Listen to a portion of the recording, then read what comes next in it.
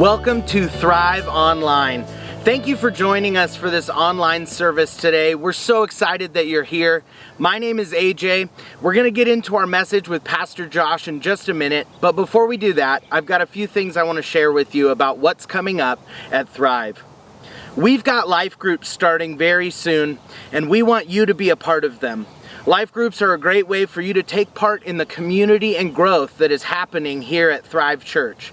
If you're interested in joining a life group or even hosting a life group, please indicate that by following the link to our online connection card down below. You can let us know if you're interested in joining or hosting an in-person group or an online digital group that we're going to be starting soon. And speaking of connection cards, we have an online connection card format that we would love for you to fill out. You're going to see a link down in the comments section below. Just hit that link. It'll take you to our online connection card. Fill out your information. Let us know if you have any comments, questions, or prayer requests that you'd like to share with Pastor Josh and the team here at Thrive. Finally, if you'd like to partner with us in what God's doing here at Thrive by giving your gifts and offerings, you can also do that here online. There will be another link down in the comments section below. If you hit that, it'll take you to our online giving platform where you can share with us and take part in what Thrive is doing. We so appreciate you being a part of what Thrive is doing, whether it's giving your time, your gifts, or your talents. We need you to make Thrive happen. So thank you for being here. I hope you're excited and encouraged by Pastor Josh's message today. Let's get into it right now. Well, hey Thrive Church, my name is Josh and welcome. At Thrive, we desire that every single person has a thriving relationship with God and with other people. And I want to tell you about something that happened last weekend that was absolutely incredible. Our Easter celebration was amazing. We had about 150 people come out to our egg hunt on Saturday. It was awesome. And then the next day, our Sunday service was absolutely packed. I just want to say thank you, and I'm excited for what has happened and what is coming. And today I want to tell you about what my next step and what our next step is as a church. It's life groups. We need to start becoming a people together. And the way that we're going to be doing that is in life groups together. And just the big idea, and you might be wondering, why is Josh in a field? The big idea for today is this: be the church anywhere. That's what we want. We want you to be the church anywhere. Jesus says, where 2 or 3 people are gathered in my name, there I am with them. That's the church. It's when 2 or 3 believers come together, and that's what we want you to do. But now, as we move into this next season of becoming the church, we need to know each other. We need to know each other well. And that's why life groups are so essential to this next step. When I was 20 years old, I decided I was going to do something crazy. I was going to go and study abroad in Europe. I was going to study abroad in Europe, and I wanted to go and explore the culture, to get to know the people, and also I wanted to study broads. Bad dad joke. I've got a lot of them. Anyways, I wanted to go and explore the country, and I was so excited to be there that I didn't realize that I didn't even know the language of the place that I was landing. I remember being in Madrid, Spain, landing there and not knowing how to talk to anybody, not knowing where I was, not having a phone that could recognize who I was, and it was incredibly awkward and incredibly lonely.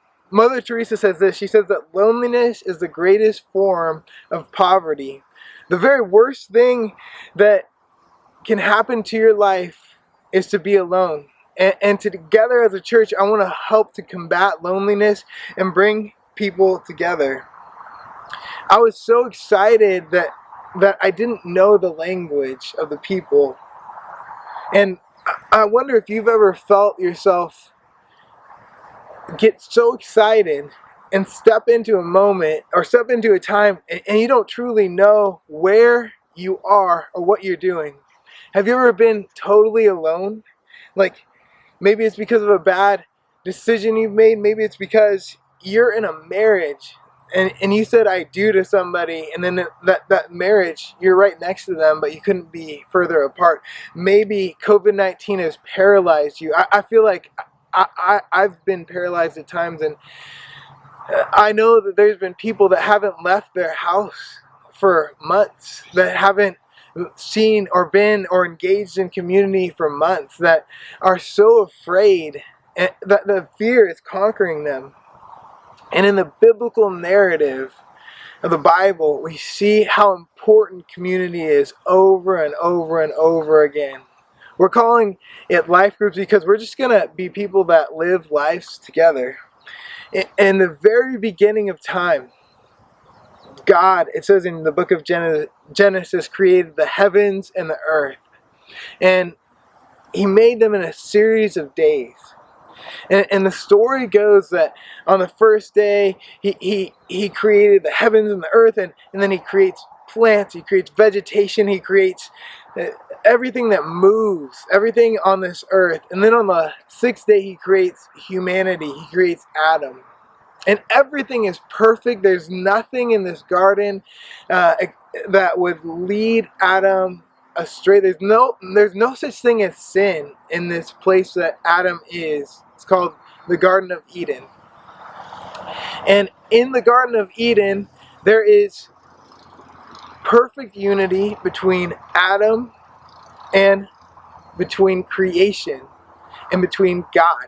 But look, what's really interesting is you can have perfection, you can have perfect situations, but if you're alone, it's not good. So on the sixth day, Adam says, or God says to Adam, it is not good for Adam to be alone. In all the other days, he would create something, God would create something and he would say, it was good, it was good, it was good. And then God creates Adam in perfection, but perfection while we're alone is not complete. And Adam needed someone to come alongside him. He needed Eve. And so in the story, as it goes on, Eve is accompanied with Adam, and then they have children, and they decide to slowly move away from God.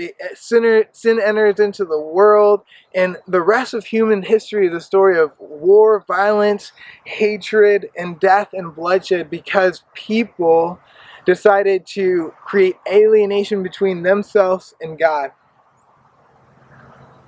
And look, if you're paying attention to this, you can even write this down, that the cross brings horizontal and vertical reconciliation. One author put it this way. He said, instead of being organized around an axis of power enforced by violence, at the cross the world was refounded around an axis of love expressed in forgiveness. Look, the cross brings horizontal reconciliation with people because we have vertical reconciliation with God. Ever since Adam and Eve, people have been thrust into sin, into loneliness, into alienation with God and with other people. And at the cross, we were reconciled to God. In fact, one author in the New Testament, one of the greatest authors, one of the most important authors in the New Testament, Paul, says this: so we have stopped evaluating others from a human point of view. At one time we thought Christ merely from a human point of view. How differently we know him now. And this means that anyone who belongs to Christ has become a new person. The old life is gone and the new life has begun. And all this is a gift from God who brought us back to himself through Christ. And God has given us the task of reconciling people to him. For God was in Christ, reconciling the world to himself, no longer counting people's sins against them. And he gave us this wonderful message of reconciliation. He gave us this wonderful message of reconciliation, that not only are we reconciled with God through the cross, we're reconciled to people by the cross. And this week we're going to talk about how we can live out this reconciled life with God and with other people. Again, the big idea, the thing that I want you to focus on is to be the church anywhere. To be the church anywhere. And last week we talked about at Easter how there's a guy named Peter that led 3,000 people in one moment to Christ. That was the very beginning of the church in Jerusalem. He led 3,000 people to Jesus in one moment after one sermon. And for me, like, if I can get one sermon where people aren't falling asleep, that's awesome. Peter saved 3,000 people in one moment. It was incredible. And then what happens is the church begins to move. And what do they move into? They move into intentional life with one another. It says this in Acts chapter 2, verses 42. Acts is the 5th book of the New Testament, and it's an accounting of how the church worked after Jesus' coming to the earth. It says this, that immediately these 3,000 people at the birth of the church devoted themselves to the apostles' teaching, to the fellowship, to the breaking of bread, and to prayer. Everyone was filled with awe, and many wonders and signs were performed by the apostles. All the believers were together, and they had everything in common. They sold property, possessions to give to anyone who was in need. Every day they continued to meet together in the temple courts. They broke bread in their homes, and they ate together with glad and sincere hearts, praising God and enjoying the favor of all people. And the Lord added to their number daily those who are being saved. So why did they do this? What was the point of all this? They understood that the church could be anywhere. And that's what I want you to understand. We're in a field. The church can be anywhere. And look, the church, I know you might have grown up going to a building. The church is not a place. The church is a people. It's a group of people living in community with one another. That's what church is. It can be anywhere. So, what did the apostles do? Does anybody here like food? Like, the people, all they did was eat together, pray, hang out, and study the Bible. It was revolutionary, though, at the time. And I think it's revolutionary now because we've lived in a time where we don't really see many people. It's not common for us to get together and have solid community. That right now, people are more divided than ever. In the ancient world, only people of your closest kin would meet together. So family members or people that are very close friends. Those are the only people you would eat with. And then when the church begins, people from all different socioeconomic classes, different lives, different hobbies, different races, they all began to meet together. They ate, they prayed, they hung out, and they studied the Bible. That was how the church began, and it was revolutionary. And I think it could be absolutely revolutionary today. It doesn't have to be in big amounts. You can do it with 2 or 3 people. But I want to ask you to commit to spending intentional time for the next 6 weeks eating, praying, hanging out, and studying the Bible together. And that's how the church can be everywhere. Look, we have vertical reconciliation with Jesus and God through the cross. And now it's time to begin this horizontal reconciliation with other people. We need to become people that are reconciling to one another.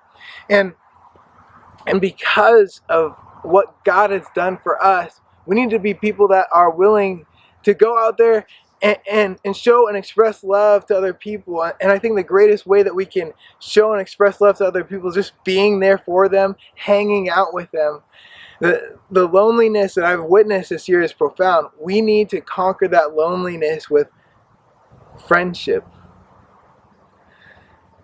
This monumental movement, this 3,000 people that came to Christ in this one after this one sermon, changed the course of human history. Even if you don't believe in Jesus, Jesus' message was absolutely translated and became the most predominant religion. Jesus' message became the most predominant religion in the whole world after this moment, because the people devoted themselves to just doing life really well.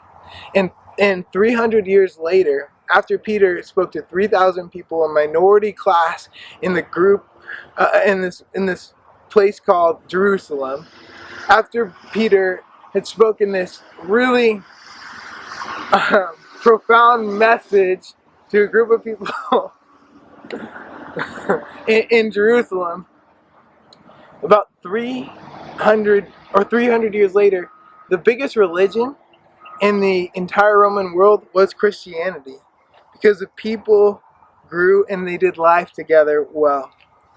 Look, we want to be a bunch of people that do life together well with God and with one another. Look, it was a case that maybe 10 years ago, maybe even 15, 20 years ago, you could knock on someone's door and you could have a conversation with them and you could lead them to Jesus and you can ask them to pray a prayer, and they would, because people were acquainted with the good news of Jesus. People lived and had some recognition of the biblical truth. They knew what the 10 Commandments were. They had some conception of who God was. But now we live in a world that is increasingly secularized. We live in a world that is increasingly spiritual but not religious.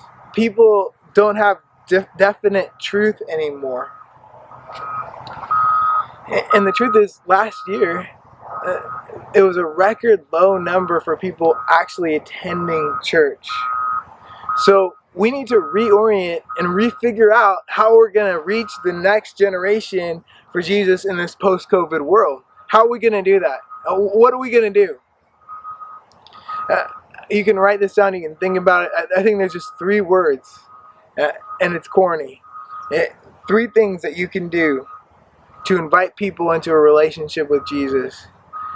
It's friends, food, and Fido. If you can do these 3 things well with one another, you can lead people to Jesus effectively. And this is what I mean. Just be someone's friend. Just be someone's friend. Check in on them. Meet with them regularly.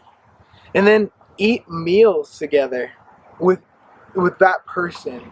And then once you do that, like, identify people that have core interests with you. That's the word Fido. It could be your dog. Like, maybe you have a bunch of dogs and you like hanging out with dogs with other people. Maybe you like martial arts. Maybe you're into video games. Maybe you're into just being a parent right now. You share that common interest with someone else. Look, this is a post-COVID age. We need to be tactical and we need to have a strategy moving forward. We need to figure out how we're going to reach people for Jesus, and we need to be the church anywhere. So, look, this is my hope. After every sermon, starting next week, I'm going to provide questions. And I'm going to have online sermons. So if you miss a sermon in person, you can watch the online sermon. And what I need you to do is, for 6 weeks, dedicate time to spend with people in a group. We call them life groups because we want you to experience life together. And we want you to spend 6 weeks with people. If it's horrible, just leave. But spend 6 weeks with your friends, with eating food, and with people that have a common interest as you. I want you to commit to 6 weeks with that. And if you'd like to join a life group, you can just write it on your connection card that's right here in the Facebook comments right here. If you're here and you want to actually lead a life group, you can write that in the comments below. And we're actually going to be starting a digital life group that you can join in on Zoom. So we want you to just be in intentional community with other people, because look, we know that God has given us the ministry of reconciliation, and we know that you need to be able to speak the language of the people around you. We know that people were created to have community with one another. And even as we talked about at the beginning of the message, even if you have a perfect, harmonious, if you have everything in the world, but you don't have people, you still lack something, because people were created to have other people in their lives. God has given us a ministry of reconciliation through the cross, through His shed blood, and therefore we need to do life well together. Let's begin that this week. So God, we just pray. We thank you that the church can be anywhere. And I pray that you will encourage people to get back on track and to want to do life with one another well. We pray that you will just encourage people right now to sign up, to click on that connection card and join in on a life group right here and right now. God, we love you. Amen.